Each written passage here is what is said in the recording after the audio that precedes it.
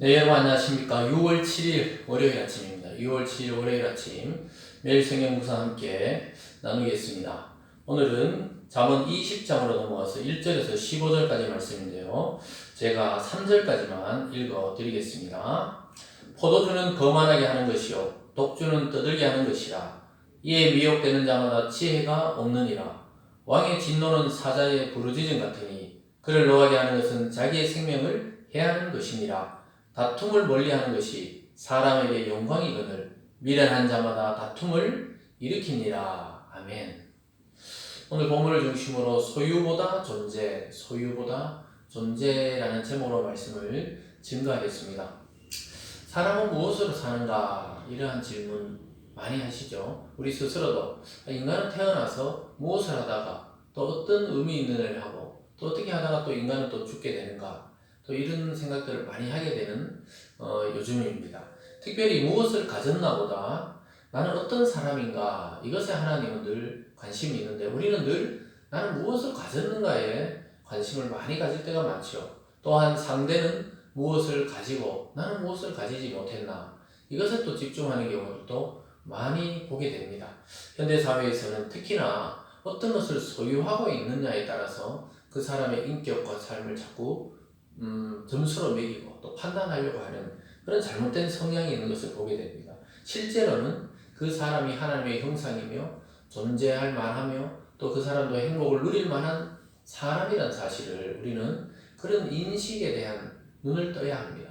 내가 추구하고 싶은 것도 저 사람도 그렇게 추구하고 싶고 내가 편안하고 싶으면 상대도 그러하고 또 내가 행복하고 싶은 것만큼 상대도 그렇게 행복하게 살고 싶어 하는 존재라는 사실을 깨달을 필요가 있습니다. 그래서 우리는 늘 남이 무엇을 가지고 또 내가 무엇을 가졌나에 자꾸 집중하기 전에 난 어떤 사람인가에 대해서 우리는 깊이 고민하고 존재적인 고민을 해야 되겠습니다. 특별히 하나님의 형상으로 지음받은 인간으로서 나는 지금 하나님의 그 뜻과 하나님의 마음과 하나님의 말씀을 따라 살고 있는 존재인가 이런 것들을 좀 생각해보는 이 아침이 되기를 바랍니다. 오늘 세 가지로 살펴보면 되는데요. 첫 번째 보면은 술을 멀리하라고 1절에서 이렇게 말씀하고 있습니다. 포도주는 거만하게 하는 것이요 독주는 떠들게 하는 것이라. 이에 미혹되는 자마다 지혜가 없느니라. 그러니까 아무리 지혜롭고 지식이 많고 또 사회적 지위가 있어도 술을 많이 마시게 되고 또 너무 취하게 되면은 감각을 잊어버립니다. 이 지혜의 감각, 머리의 감각, 또 이 사고의 판단을 흐리게 하고 또 윤리적인 잣대가 너무 느슨해지고 이렇게 하면서 모든 사건과 사고가 주로 술과 연관되어 있다는 것을 우리는 알게 되죠. 결국은 방탕에 빠지게 되기 때문에 술을 멀리하라고 성경은 계속해서 이야기하고 있습니다. 술 취하지 말라. 또 오늘 여기도 보면은 거만하게 한다. 또 떠들게 한다. 막 쓸데없는 이야기 깨고 나면은 자기는 기억 못한다고 하지만 수많은 사람들이 그것을 기억하고 요즘에는 영상 장비들을 통해서 다 촬영이 되고 있다는 것입니다. 그래서 지나치는 운전은 지혜의 감각을 마비시키고 판단을 흐리게 합니다. 특별히 음주운전을 통해 무고한 생명들이 죽어가는 것을 우리는 뉴스를 통해 보게 됩니다.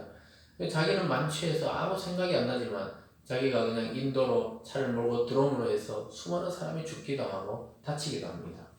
그리고 술 때문에 또 가정 폭력이 일어나기도 하고 또 자기들이 술끼리 마시다가 폭력 사건에 휘말려서 어떤 사람이 또 죽기도 하고 또 그런 일들이 일어나죠. 그래서 우리 사회는 자꾸 술을 권하고 또 술에 좀 관대하고 또 어떤 사건 사고 있어서 술에 취해서 뭐 심신이 미약한 상태다 이렇게 판결을 내린 경우가 많이 있었는데요. 이런 것들은 모두 좀 사라져야 합니다.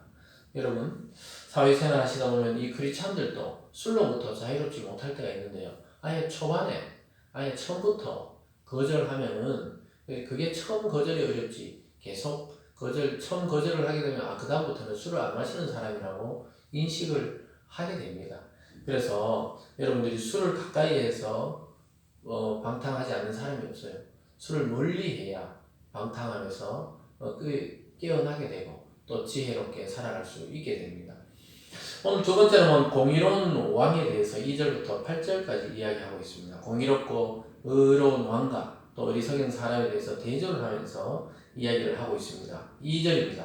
왕의 진노는 사자의 부르짖음 같으니 그를 노하게 하는 것은 자기 생명을 해하는 것이다. 왕의 진노, 그 왕의 말 한마디가 죽이고 살리는데 왕을 화나게 하면 결국은 그 자기 생명을 보존하지 못한다는 것이죠. 3절은 다툼을 멀리하려는 것이 사람의 영광이거늘 미련한 자마다 다툼을 일으킨다.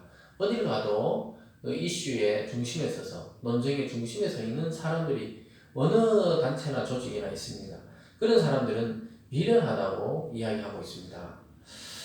4절에 보면요, 게으른 자는 가을에 밭을 갈지 아니하나니 그러므로 거둘 때 구걸할지라도 얻지 못한다. 여러분, 씨 뿌리지 않고, 우리나라는 봄에 이렇게 씨를 뿌리는데요, 지중해 지역은 또 가을에 씨를 뿌려서 또 봄에 거두기도 하고 이런 작물이 많습니다. 그래서 이게 뭐 가을에 밭 갈지 아니하면 거둘 때 구걸할지라도 얻지 못한다. 아무도 그를 도와주지 않는다는 거예요. 자기 게을러서 아무 일도 하지 않았기 때문에 거둬들일 열매가 없는 것입니다. 우리 인생도 마찬가지예요. 그냥 먹고 마시고 즐기고 놀자 이렇게 하고 인생을 다 보내면 남는 게 아무것도 없습니다. 하나님의 말씀을, 지혜의 말씀을 내 영혼의 양식으로 삼고 그것을 계속 섭취하고 또 내 인격으로 만들고 내가 그런 삶을 살아가고 또한 사회 속에서도 그렇게 생명을 살리는 사람으로 살아갈 때 인생의 가치가 있는 것입니다. 여러분, 이 젊은 날에 이 씨를 뿌릴 때 또 우리가 인생에 남아있을 때 하나님 앞에 생명의 씨앗을 뿌리고 풍성히 거두는 여러분 되기 바랍니다. 5절에 보면 이렇게 말씀합니다. 사람의 마음에 있는 모략은 깊은 물 같으니라. 그럴지라도 명철한 사람은 그것을 길어내느니라. 깊은 물과 같아요. 이 사람의 마음에 있는 모략, 지혜를 말합니다. 이 모략은 깊은 물 같아요. 그런데 그런 것을 아무도 모르지만 명철한 사람은 그것을 자꾸 길어낸다는 거예요. 이 말은 자꾸 말씀을 해달라고 요청하고 있는 이 성도의 모습과 비슷합니다. 하나님께 말씀을 달라고, 기도 응답을 달라고, 또 어떤 지혜로운 자들을 찾아가서 자꾸 그렇게 말하는 것은 하나님의 축복을 받는 기회라는 겁니다. 이 깊은 샘은 하나님의 축복의 샘을 말하는 것입니다. 그래서 우리가 어떤 지혜로운 사람을 가까이에서 계속 그 지혜를 나누고 듣고, 특별히 교회 속에서 설교를 듣고 또 말씀을 통해 스스로 또 이렇게 지혜를 찾아나가는 것은 우리 스스로가 또 깊은 샘물이 되어서 누군가에게 하나님의 축복으로 그 사람에게 다가갈 수가 있게 되는 것입니다. 7절에 보면 이런 말이 있어요. 온전히 행하는 자가 의인이라 그의 후손에게 복이 있느니라. 심판자리에 앉은 왕은 그의 눈으로 모든 악을 흩어지게 하느니라. 온전하게 행하는 자가 의인이라. 온전하게 행한다는 것은 우리가 늘 살펴보지만 성경에서 하나님의 말씀을 따라 지혜롭게 행하는 사람을 온전한 자다 말합니다. 그런 사람은 후손에게도 복이 있다고 말씀하고 있습니다. 후손에게까지 영향을 미치는 것입니다. 그리고 심판자리에 앉은 왕은 그의 눈으로 모든 악을 흩어지게 한단 말이 통찰력을 말해. 심판자리에 앉아서 왕의 그 눈으로 백성을, 신하를, 또 사건 사고를 통찰한다는 것이죠. 중심을 꿰뚫는 그 왕의 통찰력을 말하고 있습니다. 그래서 모든 악을 멀리한다. 그러니까 이 왕이 정신이 똑바로야 되겠죠. 하나님 말씀으로 채워져 있어야 되겠죠. 그래야 모든 통치와 사람과 사건을 통찰력을 가지고 분별할 수가 있게 되는 것입니다. 우리는 이런 자가 지도자에게 되도록, 이런 자가 우리를 리더해 가도록, 또 정치도 이 사회도 그런 사람이 자리에 앉도록 우리는 기도해야 됩니다. 누구 특정 정당이나 특정 인물을 보고 해야 되는 것이 아니고 우리가 하나님 앞에 깊은 지혜를 통해, 기도를 통해 참 어떤 자가 지도자가 되어야 하나님을 경외하며 백성을 두려워하며 또 통찰력을 가지고 이 시대를 또 우리나라를 이끌어 나갈까, 이런 것들을 깊이 기도하며 나아가야 되겠습니다. 특별히 저와 여러분도 또한 작은 조직이나 가정에서도 그러한 리더가 될 수 있도록 우리는 늘 주님의 지혜를 강구해야 되겠습니다. 마지막으로 오늘 세 번째 보면요, 성실과 정직에 대해서 이야기하고 있습니다. 가장 귀중한 것이 우리 인생의 성실과 정직, 어떤 일에 대해서 성실히 수행하고 또 어떤 사건에 대해 정직하게 말할 수 있는 이것을 갖추면은 그 훌륭한 사람이라고 이야기하고 있습니다.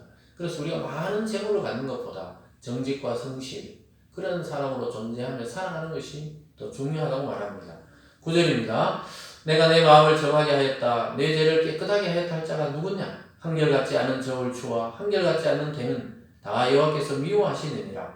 비록 아이라도 자기의 동작으로 자기의 품행에 청결한 여부와 정직한 여부를 나타내느니라. 그러니까 아이들도 자기의 그 삶과 행실을 통해 자기 품행이 자기 했던 것이 이게 청결한지 정직한지 이것을 알도록 이 몸으로 나타난다는 거예요. 여러분 아이들 행동하는 거 보면 이게 거짓말인지 아니면 잠시 모면하려 하는지 참말은 참말인데 지금 말을 더 붙였는지 부모님이 알듯이 그렇다는 겁니다.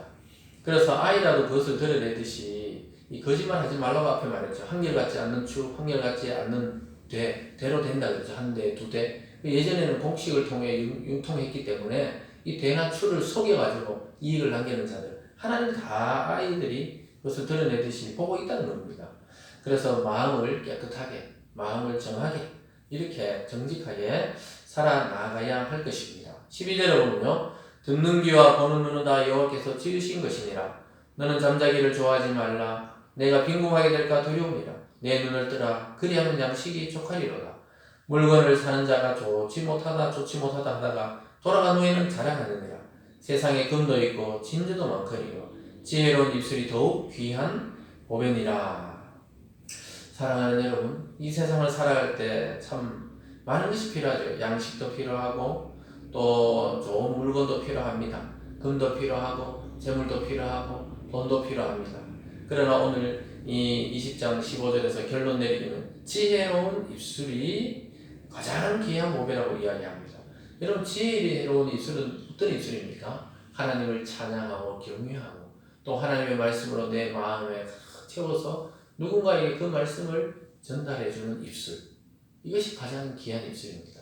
누군가의 복음을 전달하고 예수가 그리스도라고 말할 수 있는 그 입술이야말로 이 세상에서 가장 아름다운 입술이고 가치 있는 그런 삶을 살아가는 사람이 되는 것입니다. 저와 여러분 어리석은 자처럼 입술에 독을 품지 말고 하나님의 말씀을 입에 품고 우리는 어떤 소유보다도 그리스도로 성도로 살아가는 그 존재적 의미를 깊이 깨달으면서 정직과 성실을 바탕으로 그 위에 하나님 주시는 복을 더하는 그런 삶이 있기를 바랍니다. 하나님의 말씀으로 깊은 물을 길러 세상과 또 가정과 여러분이 가지고 있는 그 모든 사회를 축복하며 섬기는 지혜로운 하나님의 종들 다 되시기를 주님의 이름으로 축원드립니다. 기도하겠습니다. 사랑의 하나님 아버지, 우리는 때로 이 세상에 어떤 것을 가지고 있고 또 어떤 것을 누리고 있는지 너무 관심이 많습니다. 그러나 하나님은 너가 어떤 존재인지 묻고 계십니다. 지혜롭냐 아니면 이 세상 것을 좋아하는 미련한 자이냐, 이것을 늘 묻고 계십니다. 우리가 하나님 아버지 앞에 정직과 성실로 살아갈 수 있도록 하나님 우리에게 말씀하여 주시고 성령이 우리에게 지혜를 주시고 또 용기 있고 성실하게 살아갈 수 있도록 우리에게 능력을 더하여 주시옵소서. 오늘 하루도 우리가 가는 모든 곳에 축복의 사람, 샘 깊은 그런 사람이 되어 많은 사람의 영혼의 갈증을 해결하고 많은 사람의 답답함을 축복으로 바꾸어주는 그런 입술 되게 하여 주시옵소서. 감사드리며 예수님 이름으로 기도드리옵나이다. 아멘.